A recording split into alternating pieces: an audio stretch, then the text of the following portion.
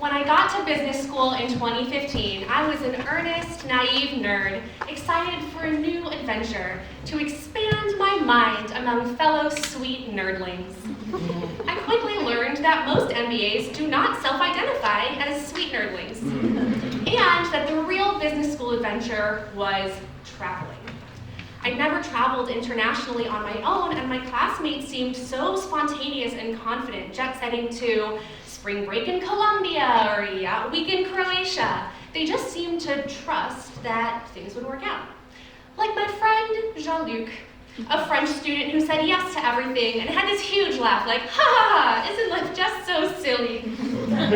He spent a year in Tunisia, which landed him permanently on TSA's random security checklist. And at school, he started a business smuggling cured meats and raw cheeses from France. I, on the other hand, was nothing without my plans. I was a reality TV producer, battling chaos with a tight schedule and a walkie-talkie. I was trained to manage risk, to never assume that things just work out. But honestly, I was dying to know what it felt like on the other side. My chance came the next fall. There was a rush to go to Cuba after Trump was elected, and when Jean-Luc suggested going for a week, I was like, yes, let's go. I was naturally a bit nervous before we left. Cuba was, and still is, technically closed to Americans. I'm a French citizen through my dad, but I'd never traveled Frenchly before. Then there was the money. US credit and debit cards don't work in Cuba, so I needed to bring all the money I'd need in cash. A few days before we left, Jean-Luc withdrew cash. It stressed me out. I booked Airbnbs, and that was it. Off we went. My first morning in Cuba, I woke up to the sights and sounds of old Havana. Beautiful, colorful architecture, laughter and music in the streets. I wasn't nervous anymore. I felt different, inspired, like I'd stepped into someone else's skin. We took a day trip to Vinales, a farming area surrounded by lush green hills. We toured tobacco plantations on comically tiny horseback. We explored a cave. I wore a straw hat and smoked a cigar, like, who is she even? That night, we had dinner and drinks and walked around a fancy part of Havana. I felt giddy. Lights were sparklier, people were friendlier. We chatted with a local guy who asked us if we'd visited any cigar factories. We had not. He had a connection and could get us a great deal on cohibas. I looked at Jean-Luc. Mais oui, let's see what's up. We followed our new friend to a studio where he brought out a box of cigars with cohiba wrappers. He showcased the craftsmanship, saying that cohibas are the best Cuban cigars and usually go for over $600 a box. But since we were friends, he could do $350 a box. I looked at Jean-Luc.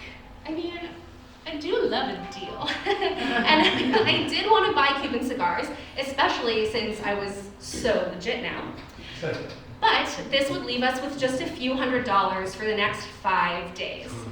It felt risky to me to spend so much of our cash, but Jean-Luc reminded me that his debit card was not from an American bank, so it should work at Cuban ATMs. I quieted my paranoid producer brain. It'd be fine. 1 box each, s'il vous plaît. The next day, I learned that you could only buy real Cuban cigars from the factories, cigar shops, or the airport. What we bought were counterfeit cohibas, junk cigars worth maybe $30 a box. Wow. Jean-Luc's take on the whole thing was, ha ha ha, isn't life just so silly? Mine was, oh. I was so embarrassed and so frustrated with myself. Yes, I'm naive, but that's not new. What was new was all this pretending, being adventurous, spontaneous, French. I forgot who I was, risk managing, walkie-talkie Jackie, and I got taken advantage of. And that ATM plan, well, Jean-Luc forgot his PIN and was locked out of his account for a day. Then we met up with Stefan, an Austrian classmate who was part of Jean-Luc's meat smuggling ring. Stefan was also light on cash. We spent 2 days trying to get money. 2 Europeans, 4 bank accounts, 10 ATMs and banks, no luck. We had no idea why this wasn't working. I looked at Jean-Luc. This was the first time I'd ever seen him nervous. We needed enough cash to get to the lodging we had already paid for, like we couldn't afford more, right? Get to the airport and eat. We could afford 2 of the 3. Our Airbnbs in the airport were in other cities. During our cash scramble, we'd paid 60 precious dollars to get to Cienfuegos, a coastal town 3 hours from Havana, and we still had 2 big drives ahead of us. Faced with the situation, we did the only sensible thing. We went to the beach. The beach was beautiful and free. There was a stand selling mojitos for $2, which sounded like a great investment to me. I took mine into the ocean for a little floaty float. The water was perfect, the sun was setting purple. I felt light, present, surprisingly carefree. I knew there was nothing I could do except trust. The next morning, Stefan was finally able to get cash. The worst behind us, we hopped a cab to our next city, Trinidad, and had a lovely day. We went on a hike that I hated, to a waterfall that I loved, and after dinner, at the insistence of the Europeans, we went to a club in a cave. We were 5th in line when people started pouring out of the club. Like, it was only 11. Was it closing early? Yes. Yes, it was, because Fidel Castro had just died.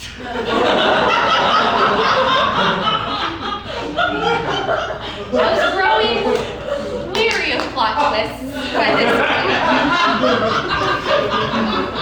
point. There's a square in Trinidad with Wi-Fi, and we gathered there with tourists from all over, trying to understand how the world was reacting to Castro's death, and if it would impact our return home. Cuba was in a national state of mourning. No alcohol, no music, no dancing. The streets were silent. We wouldn't have any trouble getting home, but it was a totally different Cuba. And people were pissed that their vacations had been ruined. And I realized that mine hadn't. Not by getting scammed, not by the cash drama, not even by Castro's death. And the reason it hadn't been ruined was because I pretended to be adventurous, spontaneous French Jackie. I let myself say yes, and despite the chaos that may have ensued, I trusted for one glorious floaty float that everything would work out. I left Cuba 2 days later. I bought 2 real Cuban cigars at the airport, was French one last time to board my flight to Miami, and before long, I was back home. I've done my fair share of jet setting since then, and I've learned to balance French Jackie and walkie-talkie Jackie. I've also gotten wiser to trickery. When a guy in Cape Town invited me to his family's wildlife reserve, I said, no thank you.